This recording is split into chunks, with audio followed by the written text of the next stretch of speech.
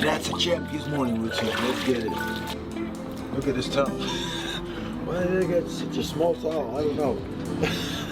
All right, time to get the kids to school. It's been fun. Another day at work. Second training of the day. We're still pushing it, still giving it all.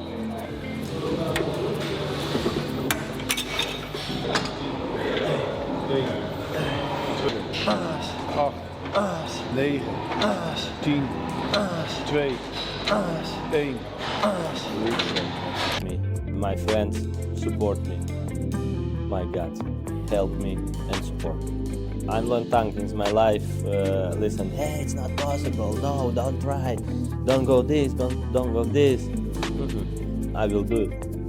He beat AJ twice. He beat Tyson Fury twice, and now he beat Dubois twice. That's crazy. No, it's incredible. Those are two of the best, like, of this era.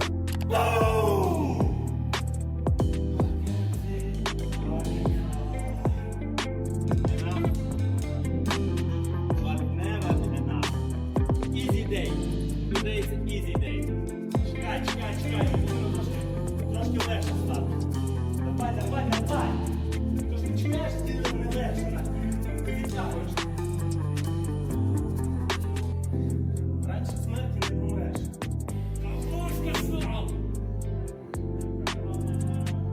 The Pyramids of Giza, May 23rd, the unified heavyweight champion of the world against the most dominant kickboxer on the planet. In the boxing world, it's absolutely losing its mind.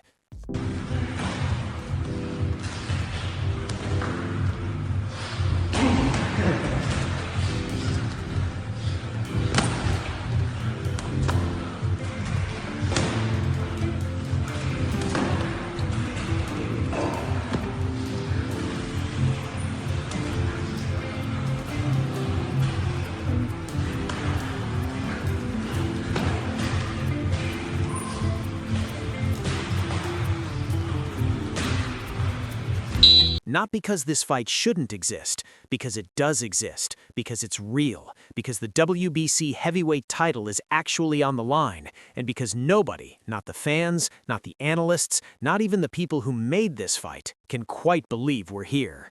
Let's get into it. Usyk. Yes. I think he's incredible. Incredible. I mean, I've watched every one of his fights. That dude is on such a different level. And he's smaller than everybody. He's fighting giants. He's fighting giants. When you're fighting a guy who's 60 pounds heavier with 10-ounce, 12-ounce gloves, it makes such a world of difference. Start with this topic. Oleksandr Usyk announced yesterday Oleksandr Usyk will defend his WBC World Boxing Council heavyweight title against Rico Verhoeven on May 23rd. Now, I've known Rico a long time. I've been to some of his fights. He's an incredible champion in kickboxing. He's reigned supreme for about 10 or 12 years undefeated. He's a brilliant fighter, very famous figure in Holland.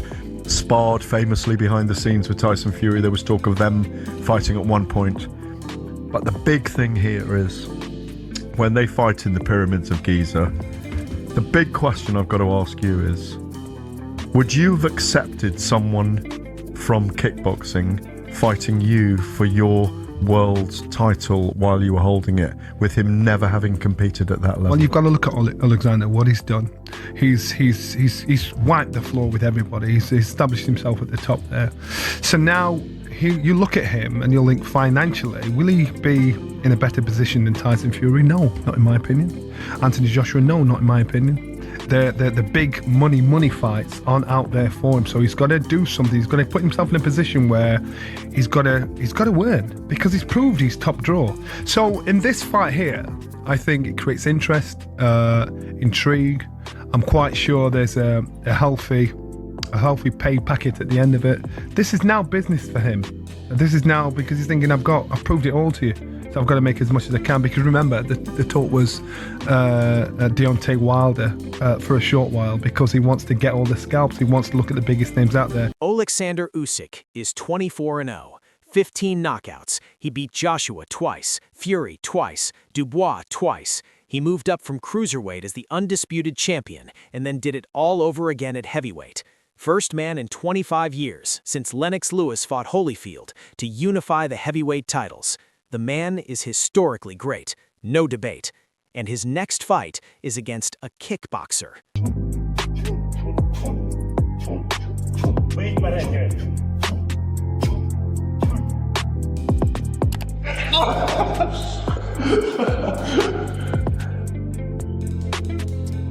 Then we change position.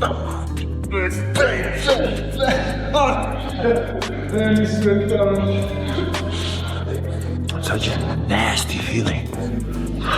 Not a boxer who came from kickboxing, not a crossover athlete with 15 pro fights under his belt. Rico Verhoeven's last professional boxing match was in 2014, nearly 12 years ago. This will be his second pro boxing fight, and it's for the WBC Heavyweight Championship of the World. Let's talk about why this is happening first, because understanding the business tells you everything. Size help me win. This is exercise help me win. Work, work, work, work. Undisputed cruiserweight world champion, undisputed heavyweight world champion, just a phenomenal fighter. He's on the list of the greatest of all time in all the ways that define greatness. He knew his greatest asset was his ability to find a way to win. I'm just talking about it. The core that makes him great is his character. His greatest strength is his character. Oleksandr Usyk is 39 years old. He's entering the final chapter. He's already mapped out his last 3 fights, a Fury trilogy, the winner of Dubois versus Wardley, and presumably into the sunset. The mega fights that would have generated the massive paydays, another Fury bout, another Joshua, they're not there right now at premium value. The big money isn't knocking the same way it used to. So what does a man who's proven everything do? He makes his own event. Turki Alashik comes in, ties in Ring Magazine and His Excellency, books the Pyramids of Giza, slaps the WBC title on it, puts it on DAZN pay-per-view, and calls it Glory in Giza, undefeated icons. And suddenly, you've got the whole world talking. MMA fans, kickboxing fans, boxing fans, most of them furious, but they're talking. That's the business. Usyk isn't ducking anyone. He's not hiding. He's a 39-year-old man who has driven the car his entire career, and he's decided for one night to sit in the passenger seat. Teddy Atlas said it best. He's earned the right to be the passenger in the car for once, instead of always having to drive. And honestly, hard to argue with that. Now let's talk about Rico, because a lot of people are sleeping on what this man brings to the table, and that's a mistake. 6'5", 270 pounds, reigning, undefeated Glory heavyweight kickboxing champion for over a decade. They called him the Prince, then they called him the King. He's been dropped, he's had his face cut to pieces, he's fought through it every single time. You don't hold a championship for 10+ years in any combat sport without being genuinely dangerous and genuinely tough. And here's the thing about Rico's preparation. He's not treating this like an exhibition, not even close. His day starts before he even gets to the gym. Cold dip, head submerged, every single morning. He says it himself, it is such a boost feeling right in the beginning. If he can handle that discomfort first thing, everything else in the day feels manageable. That's a mental discipline thing, not just physical.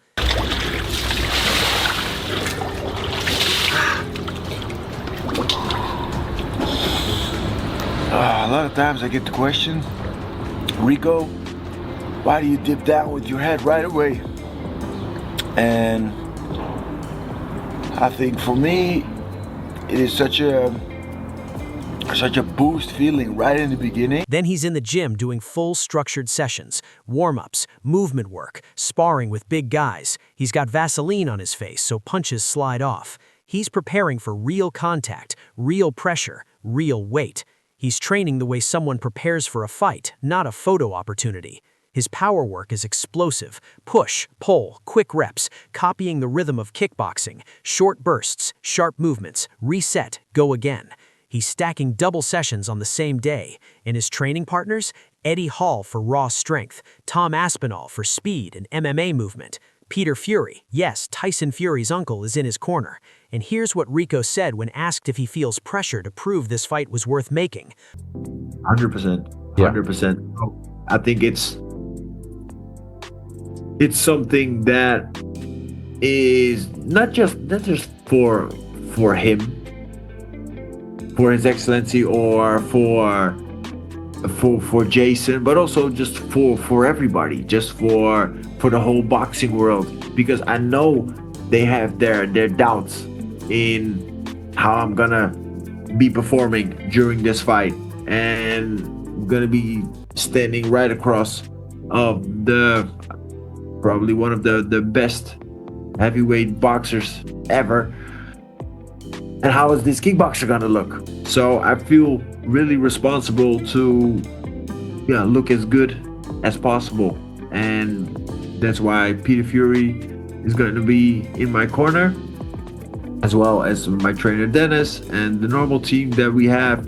But we gotta look as good as we can, and that's why I'm so happy that I already started training before than just like now, like, oh, I'm gonna go blank into this fight, training for 12 weeks, and let's see what happens. That's not a man who's here for a payday and a holiday in Egypt. That's a man who understands exactly what's at stake and is carrying the weight of it. Now let's be real about Usyk's camp, because this is where the fight actually gets decided. Usyk isn't trying to get bigger. He's not trying to look impressive in training videos. His strength work is controlled lifts, resistance training, balance work, everything designed to make his body do exactly what it wants to do in a fight. Tight, clean, purposeful. The sparring? He's in there with bigger guys, letting them push him around, close the distance, make it messy. And he's not trying to win rounds. He's trying to deal with pressure, staying calm, finding space, not panicking when he's backed into a corner. That is specifically, deliberately aimed at what Rico is going to bring. His conditioning is kettlebell heavy, constant movement, minimal rest, building the engine to maintain pace when he's already exhausted. And the core work, rotational drills, body weight stability, balance under pressure, that's the invisible stuff that makes his movement look supernatural in the ring. When asked about this fight, Usyk said, "In Egypt, at the pyramids, I think it's going to be a crazy spectacle against Rico Verhoeven. What are you expecting?" Listen, Mike, I'm not expecting, because I training. Usyk, we know that you've been fighting, the best of the best, for some years now. But this fight is more like a fun fight, as the people would say. How do you stay motivated, or how do you motivate yourself to going into this fight? For me, it's a real fight. Yes, Rico not a good boxer, but it's okay, fun fight, no problem. That's not arrogance, that's clarity. He's treating it as real work, not a circus act. Now let's hear what the people watching from the outside are actually saying, because the reactions have been wild. Luke Thomas isn't outraged. He's not excited either. He'll watch, but here's where he lands. The WBC sanctioning this as a full title defense is, in his words, pathetic. Cards on the table. I don't hate it. I don't love it. Certainly I'll watch. I mean, not much I won't, but I don't have a strong reaction to it, but I have seen some strong reactions to it from two different groups. One, if you're on the MMA side of things, I tend to see a little bit more enthusiasm about this. I think most of the folks on the MMA side that I've seen, again, it's very anecdotal, I've not run research, they seem to like it quite a bit. On the boxing side, they're real unhappy. They don't like this one at all. So there's a big divide between the two. Why? Well, number one, as I just mentioned, the WBC title is up for grabs. These sanctioning bodies, bro, they're just so pathetic.